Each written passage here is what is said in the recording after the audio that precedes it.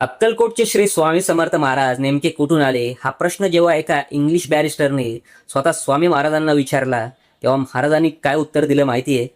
गोपाळबुवा केळकर लिखित स्वामींच्या आद्य बकरीत याचा स्पष्ट उल्लेख मिळतो. स्वामी महाराज स्वतः म्हणाले होते, प्रथम आम्ही कर्दळी वनातून निघालो. आता जरा इतिहासाचे आणि गुरुचरित्राचे पान उलटूया.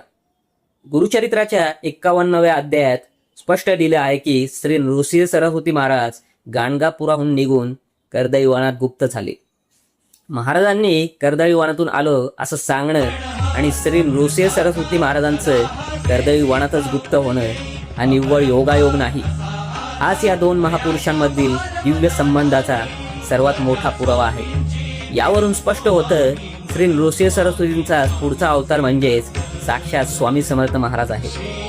इतकंच नाही तर एकदा गाणगापूरच्या पुजाऱ्यांनी जेव्हा अक्कलकोटला येऊन स्वामींना सांगितलं